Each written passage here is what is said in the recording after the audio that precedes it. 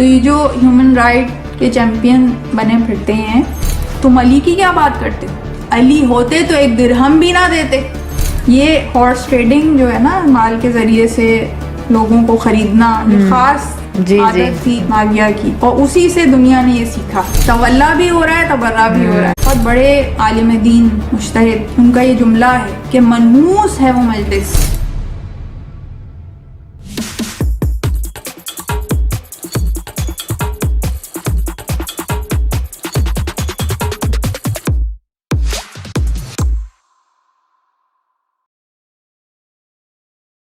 السلام علیکم، کیسے ہیں آپ؟ وعلیکم السلام، اللہ کا شکر. میں جو ہوں، میں نے کچھ دن پہلے ایک اسپیچ سنی، ایک بہت عالم دین، بہت بڑے معروف عالم دین ہیں، اور یہ بہت انہوں نے ایک جملہ استعمال کیا جو کہ ہم نے بہت اپنی محفلوں میں ہم استعمال کرتے ہیں کہ ہم اہل بیت کی خوشی میں خوش اور ان کے غم میں غمگین ہوتے ہیں. تو یہ جملہ مجھے بذات خود بہت پسند ہے، لیکن اس کے بارے میں سوچ رہی تھی کہ اہل بیت جو ہیں وہ خوشی کس انداز میں منایا کرتے تھے. ہم کہہ تو دیتے ہیں کہ ہم خوشی میں خوش ہیں، تو وہ کس طرح خوش ہوا کرتے تھے اور وہ کس طرح غم کا اظہار کیا کرتے تھے. تو ہمارے پاس کوئی لیسنز ہیں جو ہم لے سکیں کہ ہم بھی انہی کے انداز میں خوش ہوں اور انہی کے انداز میں غم منائیں. بہت اچھا آپ نے سوال کیا، بہت ریلیٹیبل کویسچن ہے، لیکن جواب تھوڑا آگے کی منزل کا ہے، خصوصیت کے ساتھ جب ہم خوشی کی بات کرتے ہیں. کیونکہ غم کی مثالیں تو ہیں ہمارے پاس اور وہ دہرائی بھی جاتی ہیں، لیکن خوشی کی جو منزلیں ہیں، جس طرح وہ خوشی مناتے تھے، اس کا اظہار کرتے تھے، تو وہ ہمارے لیے شاید ایک نیکسٹ لیول ہے. کیونکہ ہم خوشی بہت ہی سطحی طریقے سے مناتے ہیں، اور ہم نے وہی فن لونگ بننا ہے اور شغل میلہ، اور یعنی کہ اب تو معصومین کی خوشی میں بھی اس طرح کی چیزوں کو شامل کیا جانے لگا ہے، جو کہ صحیح بات نہیں ہے. تو ان کی خوشی کا جو مرکز ہے، محور ہے، وہ پروردگار عالم کا شکر ہے اس نعمت کے لیے جو انہیں اس خوشی کی شکل میں ملی. کیونکہ ان کا وہی بات ہے، ان کا قبلہ و کعبہ درست ہے، تو ان کا سب کچھ اسی کے ارد گرد ہے. تو اب ان کی خوشی بھی انہی نعمتوں سے متصل ہوتی ہے جو پروردگار عالم انہیں عطا کر رہا ہے. ان کی خوشی انہی منزلوں سے اور منزلتوں سے متصل ہوتی ہے جو پروردگار عالم عطا کر رہا ہے. اب اگر انہیں کھانا نہیں مل رہا بظاہر، مگر انہیں اعلیٰ مراتب اور مقام مل رہے ہیں، تو وہ اس پہ شکر پروردگار ادا کر رہے ہیں. اور اس کی مثال ہمیں سورہ دہر کی جو آیتیں ہیں، اللہ تعالیٰ کی آیتیں، وہ بتاتی ہیں کہ ہم یہ دیکھ رہے ہیں کہ 3 دن رمضان کا مہینہ ہے، اور مولا علی کا تذکرہ ہم کرتے رہے ہیں اور کرتے رہیں گے. تو اس واقعے میں تو پنجتن کا تذکرہ ہے کہ روزے رکھے، نذر مانی تھی، اور سب نے روزے رکھے. اور روزے رکھنے کے بعد اب جب افطار کا وقت آیا تو افطار کرنا چاہتے ہیں کہ دق الباب ہوا، دروازہ کھٹکھٹایا کسی نے، تو پوچھا کہ کون ہے، تو کہا کہ میں غریب ہوں، نادار ہوں، فقیر ہوں، مجھے کھانے کے لیے کچھ چاہیے. اب علی کا ہاتھ بھی اپنی روٹی کی طرف بڑھا، فاطمہ کا ہاتھ اپنی روٹی کی طرف، حسن کا ہاتھ اپنی روٹی کی طرف، حسین کا ہاتھ اپنی روٹی کی طرف، اور سب نے اپنی روٹی اٹھا کے اسے دی. مانگنے والا ایک ہے اور چاروں دے رہے ہیں. اب یہ 4 مالکان ہیں، مگر ہمارا سلام ہو اس کنیز پر کہ جو وہاں موجود ہے، اور وہ یہ دیکھ رہی کہ 4 روٹیاں ایک کو دی جا رہی ہیں. وہ ہمارے جیسا ہو تو کوئی کہے کہ بھئی یہ تو جا رہا ہے، ہمیں کیا ضرورت دینے کی، مگر ہمارا سلام ہو کہ وہ بھی اس عمل میں شریک ہوئیں اور انہوں نے بھی اپنی روٹی دی. اور اس کے بعد بس پانی سے اور نمک سے روزہ افطار کر لیا، اور پھر اگلے دن دوبارہ روزہ رکھ لیا. اور اب یہ ساری شکر کی منزلیں ہیں جو وہ ادا کر رہے ہیں. بظاہر مال جا رہا ہے، بظاہر دیکھا جائے تو نقصان ظاہراً ہو رہا ہے، لیکن ان کا ان کی جو نگاہ ہے وہ ان مانوی مراتب پہ ہے، وہ معرفت جو انہیں حاصل ہے اس کی طرف وہ نگاہ کرتے ہیں، تو ان کا دل مسرور ہوا جاتا ہے. اور جب اگلا دن آیا اور پھر وہ مرحلہ آیا اور پھر اسی طرح سے انہوں نے انفاق کیا، اور اب آنے والا مسکین ہے اسے دیا، اسی طرح سے پانچوں نے، تو اب ایک اور اعلیٰ مرتبہ پر پہنچ گئے. تو اب یہ خوشی کا مرحلہ ان کے لیے ہے، یہ ان کی خوشی ہے. اور کس طرح سے خوشی مناتے ہیں کہ اب اور عبادت زیادہ ہے، اب اور شکر زیادہ ہے، اب اور سجدے طویل ہیں، اب اور نماز زیادہ ہے. تو یہ ہم ان چیزوں سے مانوس نہیں ہیں. ہمارے ہاں تو شغل میلہ اور ڈھول تاشے بجنا، شور شرابہ، ہم اسے خوشی منانا سمجھتے ہیں. خوشی ایک روحانی سرور کا نام ہے، روحانی جذبہ ہے. تو جتنی روحانی منزلیں زیادہ ہوتی ہیں اتنے خوشی کے مراتب زیادہ ہوتے ہیں. اور یہ وہی بات ہے نا، یہ دھوکہ ہے، دنیاوی سوچ ہے کہ ہم خوشی کو دنیاوی مال و اسباب سے، دنیاوی چیزوں سے اٹیچ کرتے ہیں. حالانکہ اب تو سائیکالوجی، مینٹل ہیلتھ، ہر چیز میں یہ بات دہرائی جاتی ہے کہ مٹیریلسٹک ورلڈ سے، مٹیریلسٹک چیزوں سے خوشی کا کوئی تعلق نہیں ہے. تو خوشی کا تعلق ان سے ہے. دیکھیں دے رہے ہیں مال، جا رہا ہے، جسم تکلیف اٹھا رہا ہے، مگر روح توانا ہو رہی ہے، روح کے مراتب حاصل ہو رہے ہیں، تو مسرور ہیں، خوش ہیں.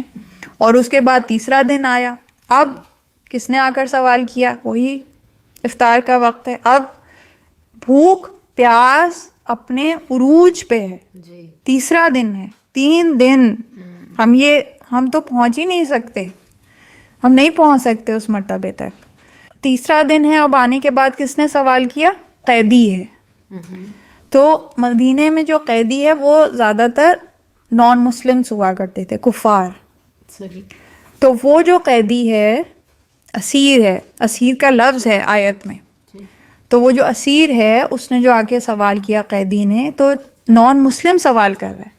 تو تیسرے دن جب بھوک اپنے عروج پہ ہے، پیاس اپنے عروج پہ ہے، تو اب روٹی نان مسلم کو دی جا رہی ہے، کفار کو دی جا رہی ہے. تو یہ جو ہیومن رائٹ کے چیمپئن بنے پھرتے ہیں، تو ان کو یہ دکھانے کی ضرورت ہے کہ ہیومینٹی اس لیول پہ، اس گھرانے نے ہمیں اس وقت سکھائی جب ہیومینٹی کا کہیں تصور نہیں پایا جاتا. تو اب یہاں شکر کی منزل اور بڑھ گئی، خوشی کی منزل اور بڑھ گئی. نعمتوں کی اب انتہا اس صورت میں ہوئی کہ اب پروردگار عالم نے اللہ تعالیٰ کی آیتیں نازل کی، اور کس طرح سے ان کی تعریف و تمجید کی گئی ہے. اور اس کے بعد کیا کہا کہ ہم آپ کا شکریہ ادا کرتے ہیں. پروردگار عالم جس کا شکریہ ادا کرے تو شکر کی کیا منزل ہوگی کہ پروردگار شکریہ ادا کر رہا ہے. ہم آپ کی کوششوں کی، سعیکم مشکورہ، کہ ہم آپ کی کوششوں کی کے لیے شکر گزار ہیں. کیا منزل ہے. تو یہ ہے خوشی کا موقع، خوشی کی منزل، اور خوشی کو منانے کا ان کا طریقہ.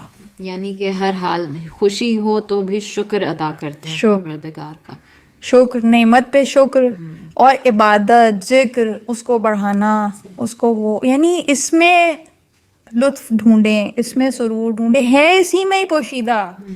ہم غلط جگہ ڈھونڈ رہے ہیں، غلط خاک کو کھنگال رہے ہیں، وہ سب خاک ہے. یہ ہے اصل، یہاں خوشی پوشیدہ ہے. ہم ان سب چیزوں سے ناشنا ہیں، ہمیں وہ لطف اور مزے حاصل نہیں ہوئے. لیکن اگر ان چیزوں کو ہم اپنی روزمرہ زندگی میں شامل کریں، اسی لیے مفاتیح الجنان آپ اٹھائیں، جتنے بڑے بڑے ایام ہیں وہی جتنے معصومین علیہ السلام کے خوشی کے دن ہیں. کہ جس دن ان کی ولادت ہوئی، جس دن انہیں جو بھی منزلت نصیب ہوئی، خوشی انہیں ملی، مقام ان کے اور بڑھ گئے، مراتب بڑھ گئے. تو سب میں خصوصی نمازیں ہیں، خصوصی دعائیں ہیں، خصوصی اذکار ہیں. تو طریقہ ہمیں یہی بتایا کہ خوشی منانے کا یہ طریقہ ہے، اللہ سے جڑ جاؤ. تو وہ آپ کے بھی مرتبے پھر بڑھتے چلے جاتے ہیں. صحیح. تو آپ نے بہت ہی پیاری ایک سورہ کا ذکر کیا، سورہ دہر، اور اس میں پورا واقعہ جو ہے وہ بند ہے کہ یہ جو سائل اور یہ مسکین اور اسیر کا واقعہ. تو اہل بیت جو ہیں وہ ہمارے لیے نمونہ ہے عمل ہے. اور ہم بہت خوش ہوتے ہیں, مومن تو خوش ہوتے ہیں ان کے فضائل سن کے, خاص کر جب مولا علی کا ذکر آتا ہے تو دل باغ باغ ہو جاتا ہے. لیکن یہ فضائل سن کے ہم واہ واہ کرتے ہیں, ہم جھومتے ہیں, ہمیں سرور آتا ہے, لیکن پھر کیا بس اتنا ان کے مولا علی کے یا اہل بیت یعنی کہ شامل ہی ہیں ان کے فضائل سن کے واہ واہ کر کے چلے جانا, یہی ہے کیا مقصود؟ نہیں, مقصود تو یہ نہیں ہے, یہ تو وسیلہ ہے, جی, مقصد کچھ اور ہے. تو ہماری جو ساری توجہ ہے وہ وسیلے تک رہتی ہے, کیونکہ وہی ہمیں اس میں مزہ آتا ہے, ہم اس لطف تک پہنچ گئے ہیں. یقین مانیں دنیا میں اکثریت ایسی ہے جو ابھی اس لطف تک نہیں پہنچی کہ علی کا نام لینے میں جو لطف ہے, علی کا نام لینے میں جو سرور ہے, علی کا نام لینے میں جو خوشی ہے, اس تک اکثریت نہیں پہنچی. مگر ہم اس حقیقت تک, اس راز تک, اس اسرار تک پہنچ گئے. یہ بھی ایک بہت بڑی اپنے آپ میں منزل ہے, لیکن یہ آخری منزل نہیں ہے, یہ ایک پڑاؤ ہے, ایک مائل سٹون ہے جو ہم نے اچیو کیا. اس سے آگے منزل تک علی ہمیں پہنچانا چاہتے ہیں, جی, اپنے فضائل کے وسیلے کے سبب سے. اور وہ کیا ہے کہ علی یہ چاہتے ہیں کہ ہمارے کردار میں علی کے کردار کی جھلک نظر آئے. اصل یہ ہے.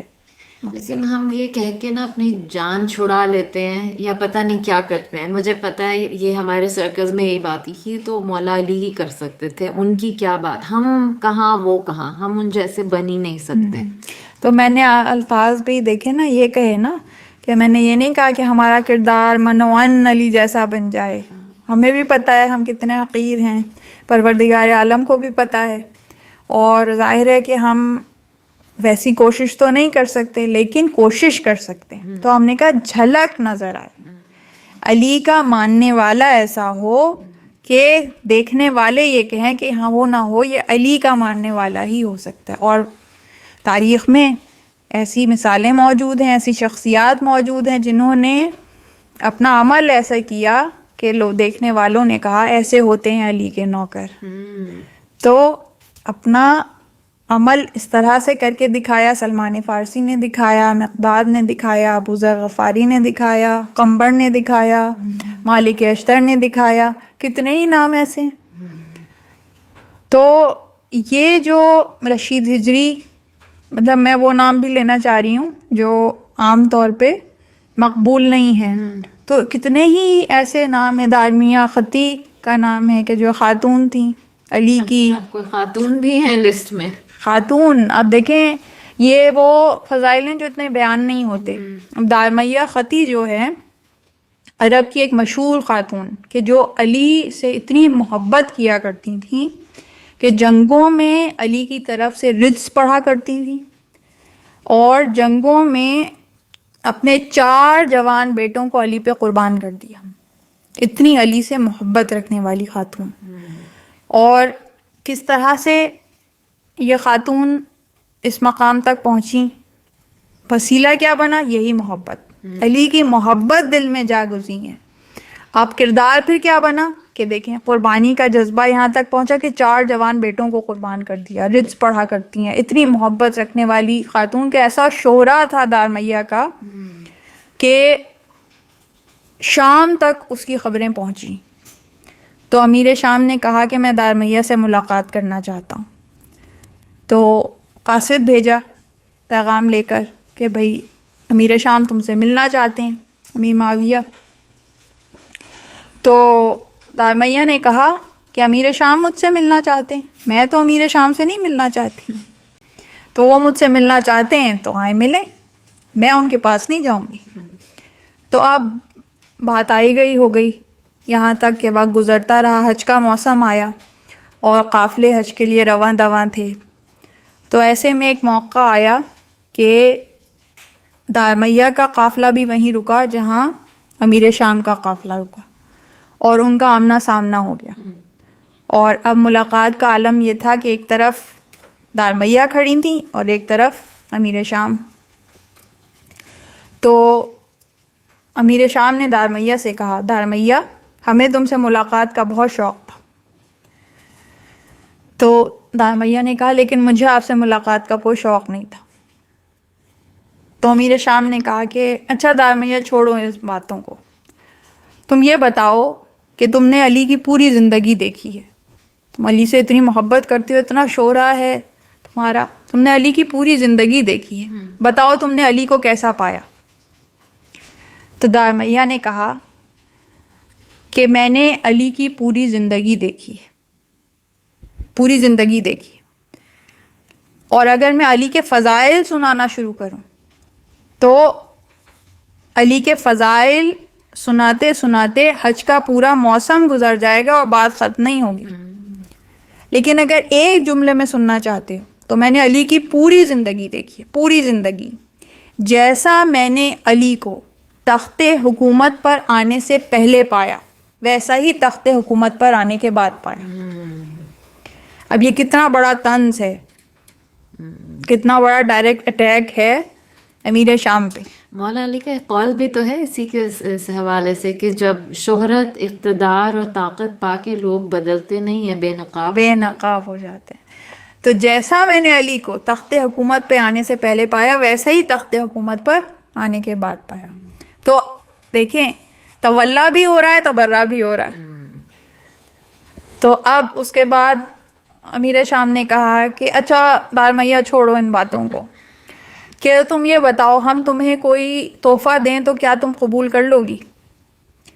تو دارمیہ نے کہا کہ تحفہ تو قبول کر لوں گی، لیکن یہ یاد رکھنا تحفہ مل جانے کے بعد، نعمت مل جانے کے بعد، مال مل جانے کے بعد تم ہی رہو گے، علی علی ہی رہیں گے۔ صحیح، تم ہی رہو گے، علی علی ہی رہیں گے۔ بہت حاضر جواب تھی یہ، بہت حاضر، اور ہمت دیکھیں کہ امیر شام جو حاکم وقت ہے اس وقت کا، اس کے مد مقابل بات کہنا، جن کے سامنے حرف کہنے پہ گردن اڑا دی جاتی تھی، کتنے اصحاب کو شہید کرنے والی شخصیت، تو اب ڈرتی نہیں ہے۔ ظاہر ہے جو اپنے 4 جوان بیٹوں کو قربان کر دے اسے اپنی جان کا کیا خوف۔ فضائل علی بیان کر رہی ہیں اس دشمن علی کے سامنے۔ بالکل۔ تو اب اس کے بعد امیر شام نے اپنے خزانے دار کو حکم دیا کہ اس عورت کو 100 سرخ بالوں والی اونٹنیاں دے دی جائیں۔ 100، ایک اونٹنی بھی اتنی مہنگی ہوتی ہے، اور 100 سرخ بالوں والی اونٹنیاں۔ سرخ بالوں والی اونٹنی سب سے ریئر اونٹنی ہوتی ہے، سب سے نایاب اونٹنی۔ تو 100 سرخ بالوں والی اونٹنیاں اس عورت کو دے دی جائیں۔ اتنی نایاب اونٹنی ہے کہ میں سعودی عرب میں اتنے سال رہی ہوں، 9 سال، اور ہر رنگ کی اونٹنی دیکھی ہے۔ یہ بھی پروردگار عالم کی قدرت ہے، جیسی ریت کا رنگ ہوتا ہے ویسی اونٹنی کا رنگ ہوتا ہے، ہر رنگ کی دیکھی ہے۔ سرخ بالوں والی آج تک نہیں دیکھ سکی، اتنی نایاب۔ وہ 100 دارمیہ کو دے دی گئی۔ اب جب اونٹنیاں دارمیہ کو مل گئیں، تحفہ دارمیہ کو مل گیا، تو بڑے فخر سے امیر شام نے مسکرا کے دارمیہ کو کہا کہ دارمیہ علی ہوتے تو اتنا دیتے۔ یہ ہارس ٹریڈنگ جو ہے نا، مال کے ذریعے سے لوگوں کو خریدنا، یہ خاص عادت تھی، طریقہ کار، اس کی سیاسی چالیں امیر شام کی، معاویہ کی، اور اسی سے دنیا نے یہ سیکھا، وہیں سے اس کا آغاز ہوا۔ تو اس کو بڑا ناز تھا اس پہ کہ میں مال کے ذریعے کسی کو بھی خرید سکتا ہوں۔ تو کہا کہ دارمیہ علی ہوتے تو اتنا دیتے۔ دارمیہ نے کہا تم علی کی کیا بات کرتے ہو؟ علی ہوتے تو 1 درہم بھی نہ دیتے۔ علی بیت المال کو غریبوں کے لیے رکھا کرتے تھے، لوگوں کو خریدنے کے لیے خرچ نہیں کرتے تھے۔ تو اس واقعے سے 2 باتیں پتہ چلی کہ ایک تو ہارس ٹریڈنگ کوئی نئی چیز نہیں ہے، امیر شام کے زمانے سے ہوتا چلا آ رہا ہے، اور دوسری بات جو متصل ہے ہماری پچھلی گفتگو سے، کہ دنیا کا ہر انسان بک سکتا ہے، ہر انسان بک سکتا ہے، نہیں بک سکتا تو علی کا چاہنے والا نہیں بک سکتا۔ تو یہ جو علی کا چاہنے والا ہونا ہے، علی کی چاہ دل میں ہونا، علی کی محبت دل میں ہونا، ایک یہ بڑی منزلت ہے، اس منزلت کی قدر کرنی چاہیے، اور اس منزل اور منزلت کے آثار ہیں جو اس طرح کردار میں نظر آتے ہیں۔ اور اس طرح پھر بنتے ہیں علی کے نوکر. صحیح. اور یہ میں نے جو کہا تھا کہ علی کے کردار کی جھلک علی کے ماننے والے کے کردار میں نظر ہے. تو اب دیکھیں یہ دارمیہ وہ شخصیت ہیں کہ جو کر کے دکھا رہی ہیں کہ ان کی خوشی میں خوش، ان کے غم میں غمگین، ان کے اوپر اپنا سب کچھ قربان. اولاد سب سے قیمتی ترین اثاثہ ہوتا ہے. ایک ماں کے لیے بیٹا، 4 بیٹے جوان قربان کر دیے. صحیح.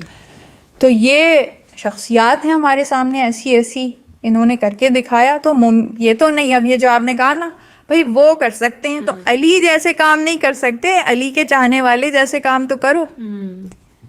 تو فاطمۃ الزہرا نہیں بن سکتے، زینب کبریٰ نہیں بن سکتے، دارمیہ خطی تو بن سکتے ہیں. صحیح. فضا کے نقش قدم پر تو چل سکتے ہیں، بالکل. قمبر تو بن سکتے ہیں. تو یہ منزلیں ہیں، ان کی طرف توجہ ہونی چاہیے. اور جب ان منزلوں میں سے آپ کسی منزل کو، کسی مرتبے کو، کسی مراقب کو پاتے ہیں تو اس میں اصل سرور ہے، اس میں اصل خوشی ہے. صحیح. اور اب ایام علی ہیں جیسے، تو اس میں مومن تجدید عہد وفا کرتے ہیں، تو کوئی پریکٹیکل ٹپس ہیں آپ کے پاس کہ اپنے کردار میں علی کی جھلک نمایاں ہو، نظر آئے؟ ہم بالکل ان کا ذکر کرتے ہیں، مجلس برپا کرتے ہیں، لیکن اس سے، یہ تو آپ نے کہا نا پہلی سیڑھی ہے، صرف ایک قدم آگے بڑھ. نہیں دیکھیں، پہلی سیڑھی اب یہ آپ کے اس جواب کا بھی، کیونکہ خوشی کا تو میں نے آپ کو تفصیل سے جواب دے دیا. آپ نے پوچھا غم کیسے مناتے ہیں، تو وہیں سے یہ متصل ہے آپ کا یہ جواب بھی اس بات کا بھی کہ دیکھیں غم بھی منانے کا سلیقہ انہوں نے بتایا، طریقہ بتایا، اور جیسا غم انہوں نے منایا ویسا ہی ہمیں منانا چاہیے. اور جو یہ مجلسیں ہیں، جو یہ مرثیہ خوانی ہے، نوحہ خوانی ہے، اس سب کا آغاز جو وارث کربلا تھے، جی. جو صاحب غم تھے، جو پرسہ لینے کا حق رکھتے تھے، انہوں نے کر کے دکھایا. یہ انہی کی سیرت ہے، یہ سیرت سید سجاد ہے، یہ سیرت زینب کبریٰ ہے. اور اس سے پہلے رسول اللہ خود جیسے ہی انہیں خبر ملی تو انہوں نے گریہ کیا، انہوں نے اسی کو بیان کیا، شہادت کی تفصیل کو، اور اس پہ جو پنجتن ہیں وہ گریہ کر رہے ہیں، سب پنجتن مل کے. تو یہ مجلس ہی تو ہے، اور کیا ہے؟ مجلس کیا ہے کہ اسی تفصیل کو ہم بیان کرتے ہیں اور جو سننے والے ہیں وہ گریہ کرتے ہیں. یہ ادھر انہوں نے کیا اور ادھر عرش پہ سارے فرشتوں نے گریہ کیا، سارے پیمبران ان کی ارواح نے گریہ کیا.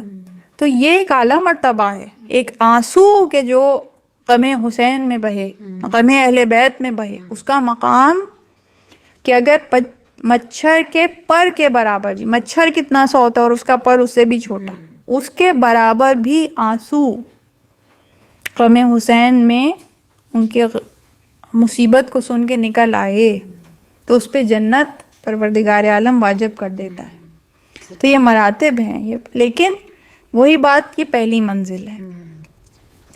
اصل جو چیز ہے وہی کردار کی جھلک. تو آپ نے ٹپس کی بات کی، تو دیکھیں یہی معنویت سے بھرپور فضائل، معنویت سے بھرپور ذکر، اس کو ان مصائب کے ساتھ متصل کریں. اور ہم بہت خوش قسمت قوم ہیں کہ ہمیں یہ مجلسیں ملی ہیں جس میں صرف مصائب نہیں ہیں، فضائل بھی ہیں، اور دونوں عبادت ہیں. اس لیے کہ احادیث موجود ہیں کہ اپنی مجلسوں کو علی کے ذکر سے مزین کرو. اور ایک بہت بڑے عالم دین مجتہد، ان کا یہ جملہ ہے کہ منحوس ہے وہ مجلس، منحوس ہے وہ مجلس کہ جس میں علی کا ذکر نہ ہو. تو علی کا تذکرہ عبادت ہے، یہ الگ حدیث ہے. علی کے چہرے کو دیکھنا عبادت، علی کا ذکر کرنا عبادت، علی کا نام لینا عبادت. تو یہ عبادت ہے، عبادت. یہ ہم نہیں کہہ رہے، رسول کی صحیح احادیث میں یہ جملے موجود ہیں. اور پھر غم حسین کا مرتبہ میں نے آپ کو بتایا. تو یہ دو عبادتیں متصل ہو جاتی ہیں، اس کا نام ہے مجلس. اور یہی مرثیہ خوانی اماموں کے زمانے میں مرثیہ خواں مرثیہ خوانی کرتے تھے اور امام انہیں انعام و اکرام دیتے تھے. لیکن عبادت روح کے ساتھ ہو، روح سے خالی نہ ہوں. ابھی ہم نے نماز کا پروگرام کیا تھا تو ہم نے اس میں بیان کیا کہ آپ نماز صرف یہ نہیں ہے کہ آپ اٹھک بیٹھک جسمانی آپ کر رہے ہوں. تو ایسے ہی یہ جو عبادت ہے ذکر علی کی، ذکر حسین کی، ذکر اہل بیت کی، اور ظاہر ہے کہ اس کا آغاز ذکر خدا سے ہوتا ہے. ہر مجلس کا آغاز ذکر خدا سے ہے. جا بجا قرآن کی آیات ہی پڑھی جاتی ہیں اور جا بجا توحید، وحدانیت، ان سب کو بیان کیا جاتا ہے. نبوت پہ بات ہوتی ہے، فضائل رسول بیان کیے جاتے ہیں، فضائل اہل بیت بیان کیے جاتے ہیں. اس لیے کہ فضائل رسول فضائل اہل بیت سے جدا نہیں، فضائل اہل بیت فضائل رسول سے جدا نہیں. اس لیے کہ پنجتن میں شامل ہیں رسول. تو جب ہم پنجتن کا تذکرہ کر رہے ہیں، رسول کا تذکرہ شامل ہے. اور جب ہم اہل بیت کا تذکرہ کرتے ہیں، اس میں بہت سارے اعتراضات کے جواب دے رہی ہوں. وہ کہتے ہیں بھائی رسول کا تذکرہ نہیں کرتے، علی علی کرتے رہتے ہیں. ہم وہ تذکرہ کرتے ہیں جسے سن کے رسول بھی خوش ہو جاتے ہیں. صحیح، بالکل، کیا بات ہے. تو رسول کا تذکرہ بلا شبہ شامل ہے. ساری جتنی رسالت کی آیات ہیں ہمارے بچوں کو ازبر یاد ہیں. جتنی رسالت کی منزلیں ہیں جو بیان ہوئی ساری ازبر یاد ہیں. تو کبھی آئیں ہماری مجلسوں میں، دیکھیں کس قدر علمی مجالس ہوتی ہیں. تو علمی مجالس کو فوقیت دیں غیر علمی مجالس میں. علمی مجالس موجود ہیں، ہر شہر میں ہو رہی ہیں، ہر جگہ میں ہو رہی ہے. جہاں نہیں ہو رہی وہاں اہتمام کریں. اس سے بڑی عبادت نہیں ہے کوئی، اور یہ وسیلہ بنے گی آپ کو اس راستے تک پہنچانے کا. بالکل. میری خود اپنی اس سفر کا آغاز مجالس کے ذریعے سے ہوا. یہ ایک باقاعدہ انسٹیٹیوشن ہے، ٹریڈیشن ہے، اور جس کی ہم ناقدری کرتے ہیں، مگر یہ بہت بڑی نعمت ہے. بہت بڑی نعمت. اور دیکھیں سنت امام تو ہے ہی، جو اور میں نے بتایا آپ کو عبادت ہے ہر طرح سے. پھر اس کی جو ویسے معنویت ہے کہ بیان کیا گیا کہ ایک عالم سے گفتگو کرنا، ایک عالم کی بات سننا 70 کتابیں پڑھنے کے برابر ہے. صحیح. کیوں کہ وہ 70 کتابوں کا جو نچوڑ ہوتا ہے سارا، وہ آپ کو چند لمحوں میں بیان کر دیتا ہے. تو اس لیے کہا گیا عالم کی صحبت میں بیٹھیں، عالم کی بات سنیں، عالم کے چہرے کو دیکھنا، زیارت، یہ سب ہماری مجلس کا حصہ ہے. تو عبادت در عبادت در عبادت در عبادت، کتنی عبادات کا مجموعہ ہے یہ مجلس. جس پہ لوگ شرک کے فتوے لگاتے ہیں، وہ وہی لگاتے ہیں جو باہر سے بیٹھ کے بس تماشا دیکھ رہے ہیں. جو علی کی مجلس میں آ جائے ایک دفعہ اور معنویت کے ساتھ، روحانیت کے ساتھ اس کا مزہ چکھ لے، تو وہ پھر سمجھ جاتا ہے کہ حق یہیں پہ ہے. اور کتنے ہیں کہ جو آئے اور پھر علی والے ہو گئے. صحیح. تو جو لطف ان محافل میں آتا ہے وہ باقی جگہوں پہ نہیں آ سکتا. ایک بار جب آپ کو اس کا ذائقہ جو ہے وہ آپ اس سے مانوس ہو جائیں تو. بالکل. بہت سیر حاصل گفتگو رہی. آپ کے وقت کا بہت شکریہ. آئندہ پھر کسی اور پروگرام کے ساتھ حاضر ہوتے ہیں. ضرور. اللہ حافظ. اللہ حافظ.